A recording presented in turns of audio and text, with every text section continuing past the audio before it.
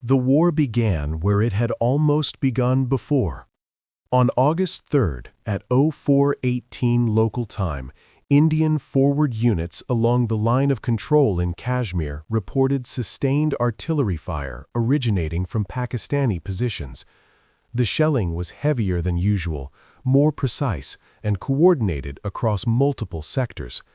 Civilian villages were evacuated within minutes. Military communication channels activated immediately. Pakistan denied initiating the exchange. By dawn, both sides had moved additional artillery and armor toward the contested zones. What distinguished this escalation from previous crises was speed. Units did not wait for political authorization. Standing contingency plans were activated automatically. At 07:46 local time, Indian Air Force aircraft conducted combat air patrols over southern Kashmir. Pakistani fighters scrambled in response. The aircraft operated within visual range for over an hour. Radar locks were reported. No missiles were fired. The restraint would not last. On August 4th, India announced a limited defensive operation aimed at neutralizing artillery positions threatening civilian areas. The announcement came after strikes had already begun. Indian strike aircraft crossed the line of control shortly after midnight. Precision-guided munitions targeted Pakistani artillery emplantments and supply nodes. Several positions were destroyed. Pakistani forces responded with surface-to-surface missile launches against Indian military installations in the region. Interceptors engaged. Some impacts were confirmed. Civilian casualties were reported on both sides by morning. On August 5th, the conflict expanded beyond Kashmir. Pakistani naval forces moved into heightened readiness in the Arabian Sea. Indian naval units sorted from western ports, forming protective screens around key maritime routes. Commercial shipping altered course rapidly. Insurance rates surged within hours. That same day, Chinese forces conducted visible troop movements near the disputed Himalayan border. The activity was described as routine. Indian intelligence assessed it differently. By August 6th, the air war had begun in earnest. Multiple air engagements occurred over Kashmir and adjacent regions. Fighter aircraft clashed at altitude. Missiles were launched. At least 3 aircraft were shot down. Rescue operations were limited by ongoing fire. Official casualty figures were withheld. On August 7th, Pakistan conducted a high-profile missile test into the Arabian Sea. The launch was announced minutes before impact. The timing was deliberate. India placed its strategic forces on elevated alert shortly afterward. The world took notice. Diplomatic pressure mounted rapidly. Calls for restraint echoed through international forums. None altered the situation on the ground. Both sides had already crossed thresholds that made reversal politically impossible. On August 8th, Indian ground forces advanced into contested valleys under artillery cover. The operation was limited in scope but significant in symbolism. Pakistani forces counterattacked within hours. Fighting intensified across multiple sectors simultaneously. By the end of the first week, casualties numbered in the thousands. Infrastructure damage spread beyond military targets. Power outages affected major cities near the conflict zone. Civilian movement slowed to a halt. On August 9th, Chinese air patrols increased along the Himalayan frontier. Iranian forces elevated readiness along their eastern borders. Russia issued a statement calling for immediate de-escalation while quietly reinforcing its regional military presence. The conflict had escaped containment. What had begun as a familiar exchange along a disputed line had transformed into something far more dangerous. 2 nuclear-armed states were now engaged in open war, with other powers positioning themselves for outcomes they could not ignore. The Third World War had not been declared, but for the first time, the mechanisms designed to prevent it were visibly failing. By mid-August, the conflict had moved beyond the fiction of control. What both governments continued to describe as limited operations now spanned land, air, and sea. The pace of engagement accelerated faster than diplomatic channels could react. On August 11th at 02:14 local time, Indian naval forces initiated protective operations across key shipping lanes in the Arabian Sea. Destroyers and frigates formed layered screens around oil and cargo traffic bound for western India. Maritime patrol aircraft flew continuous sorties. The objective was defensive, the posture was not. Pakistan responded before sunrise. Multiple fast attack craft and submarines deployed from Karachi, operating under strict emissions control. Contact reports increased rapidly. Sonar detections were logged, lost, and reacquired repeatedly. Commanders on both sides authorized aggressive tracking. The Arabian Sea narrowed. The first naval engagement occurred on August 12th. At 1936 local time, an Indian frigate detected a hostile contact closing at speed south of Gujarat. Identification windows collapsed within minutes. Torpedoes were launched. One Pakistani vessel was struck and disabled, later sinking during recovery attempts. India acknowledged the engagement publicly. Pakistan condemned it as unprovoked aggression. Retaliation followed that same night. Pakistani aircraft conducted strikes against Indian naval facilities along the western coast. Air defenses engaged continuously. Several munitions penetrated, damaging infrastructure and fuel storage. Indian forces responded with airstrikes against Pakistani naval installations near Karachi. Fires burned through the night. By August 13th, the air war intensified dramatically. Large-scale air engagements unfolded over Kashmir and adjacent regions. Fighters clashed at altitude. Missiles were fired in sustained numbers. Losses mounted on both sides. Search and rescue efforts were limited by active fire. Several pilots were captured after ejecting near contested areas. Civilian air traffic across northern India and Pakistan was suspended indefinitely. On August 14th, the conflict widened again. Iran elevated readiness along its eastern borders and increased patrols in the Gulf of Oman. Chinese forces conducted additional troop movements and air patrols along the Himalayan frontier. Official statements emphasized neutrality. Military posture suggested contingency planning. The most dangerous escalation occurred on August 15th. Pakistan conducted a second missile launch, this time toward a declared impact zone much closer to Indian territorial waters. The launch profile resembled systems capable of strategic delivery. Indian early warning networks elevated alert levels immediately. Strategic command units initiated precautionary protocols. For 17 minutes, the risk of catastrophic misinterpretation dominated decision-making. The missile impacted at sea. Pakistan described the launch as a conventional demonstration. India stood down elevated forces hours later. The message, however, was received. On August 16th, India expanded ground operations in Kashmir. Armored units advanced under artillery cover into contested valleys. Pakistani forces countered with concentrated fire and localized counterattacks. Fighting intensified across multiple sectors. Gains were measured in kilometers and paid for in casualties. By now, international pressure reached unprecedented levels. Emergency sessions convened across multiple global institutions. Calls for ceasefire multiplied. Both sides signaled willingness to talk while continuing operations unabated. Neither believed time favored restraint. On August 17th, Chinese involvement shifted subtly. Chinese logistics and surveillance activity increased in border regions. Supply convoys moved toward forward areas. Air patrols operated closer to Indian airspace than before. India redeployed units northward, stretching already committed forces. The war was becoming multi-directional. By August 18th, casualty estimates exceeded 30,000. Hospitals in border regions overflowed. Civilian displacement accelerated.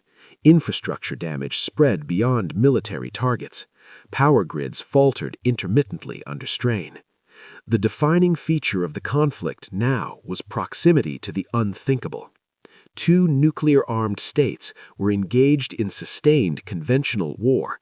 A third nuclear power watched from the north. Others prepared for fallout they could not prevent.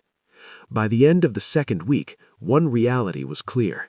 This was no longer a regional crisis with global concern.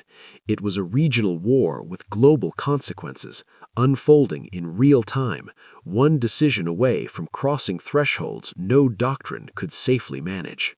By the third week of August, the war entered a phase where every major decision was evaluated not by its tactical value, but by its strategic shadow. Commanders no longer asked what could be gained, they asked what could be survived. On August 20th at 01:03 local time, Indian naval forces initiated a large-scale clearance operation in the Central Arabian Sea. The objective was to push Pakistani naval assets away from critical shipping corridors. Multiple task groups advanced simultaneously under continuous air cover. Maritime patrol aircraft saturated the area. Subsurface contacts were detected almost immediately. The engagement that followed lasted 9 hours. Missile exchanges unfolded in waves. Defensive systems were strained by volume.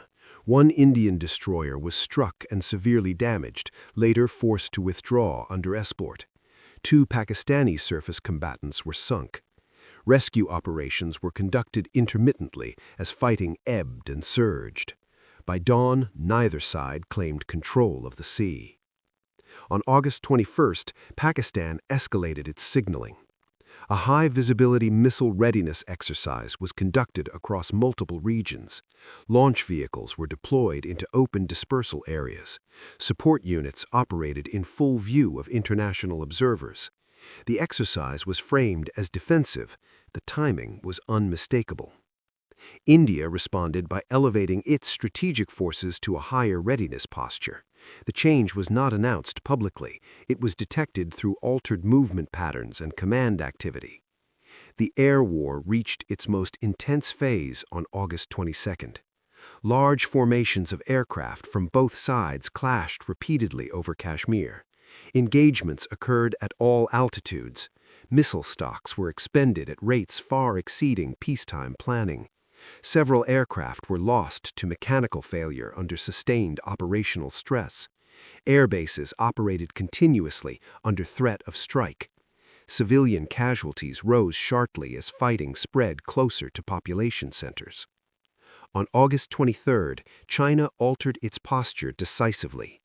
Chinese forces conducted a sudden, large-scale movement along the Himalayan frontier. Armored units repositioned, air patrols intensified, forward logistics nodes became active. The actions were described as precautionary. Indian intelligence assessed them as leverage. India redeployed significant forces northward. Pressure along the line of control increased immediately as units were thinned. That same night, Iranian naval activity increased in the Gulf of Oman, coinciding with intensified operations in the Arabian Sea. The alignment was not formal, but the effect was cumulative.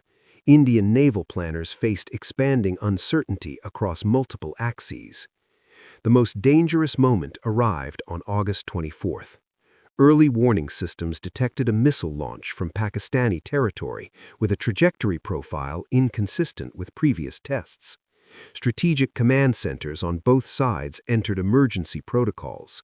Communication lines between political leadership and military command activated instantly. For 11 minutes, escalation scenarios dominated every calculation. The missile impacted in a remote desert test range. Pakistan announced the launch as a systems validation test. India did not respond publicly. Forces stood down hours later.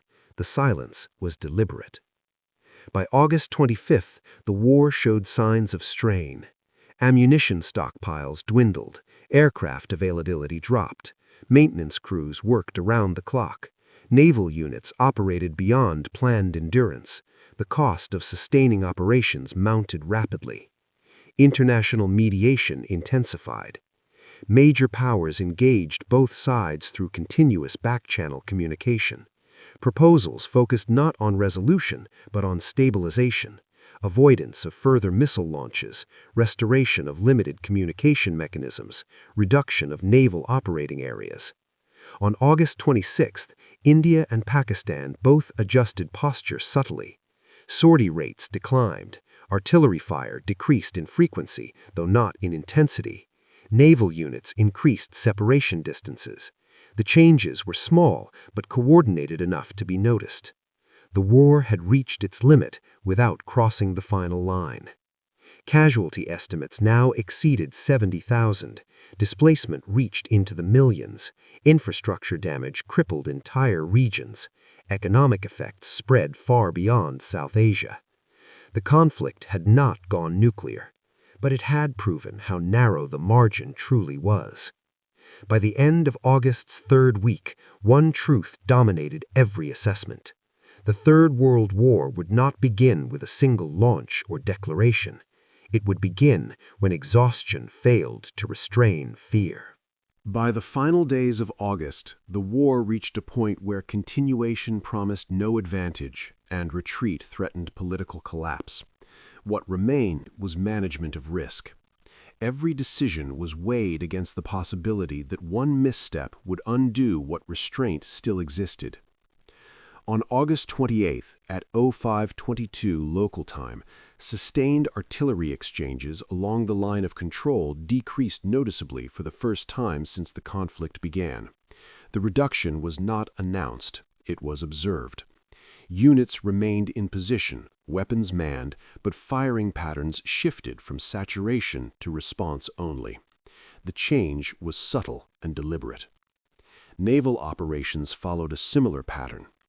In the Arabian Sea, Indian and Pakistani task groups increased separation distances while maintaining overlapping patrol areas. Missile systems remained active. Aircraft continued to fly, but sortie rates declined. The sea did not return to peace, it returned to caution. The first formal signal arrived on August 29th. Through a neutral intermediary, limited communication channels were re-established between Indian and Pakistani military commands. The scope was narrow: incident prevention, clarification of movements, and notification of major exercises. No political language was included. The focus was survival. On August 30th, China reduced visible military activity along the Himalayan frontier. Forward units remained in place, but large-scale movements ceased. Air patrols pulled back slightly from contested airspace. The message was measured. Pressure had been applied. It no longer needed to be. Iran followed with a similar adjustment in the Gulf of Oman. Naval patrols continued, but coordination signals diminished. The region began to exhale cautiously. The final exchange of the war occurred on August 31st. A brief artillery barrage erupted after a misinterpreted movement near a contested village in Kashmir. The exchange lasted less than 20 minutes. Communication channels activated immediately. Both sides disengaged. No further escalation followed. On September 1st, India and Pakistan simultaneously announced a suspension of major offensive operations. The statements were restrained and carefully worded. Neither side used the term ceasefire. Each framed the decision as a temporary stabilization measure. The fighting stopped unevenly. Isolated incidents continued for days. Units remained on alert. Air defenses stayed active, but the momentum of war had broken. Casualty estimates exceeded 100,000. Millions were displaced across northern India and Pakistan. Infrastructure damage crippled border regions. Naval losses reshaped maritime doctrine overnight. Air forces faced equipment shortfalls that would take years to repair. No territory changed hands decisively. No objectives were fully achieved. What changed was perception. the conflict demonstrated that modern war between nuclear-armed states no longer required ideological confrontation or global alliances to threaten the world. Geography alone was sufficient. Proximity was enough. International institutions emerged weakened. Their influence had not stopped the war. Exhaustion had. In the months that followed, new security frameworks were proposed across Asia. Some were adopted, most were ignored. Military budgets expanded quietly. Early warning systems were upgraded, crisis doctrines were rewritten with narrower margins. The Third World War had not occurred in full, but it had revealed its outline. A war without declarations, a war without victory, a war defined by how close it came to ending everything and how little stood in its way. As autumn settled over the subcontinent, forces remained deployed, borders remained tense, and the world adjusted to a reality it could no longer deny. The next war would not need to start. It would only need permission to continue.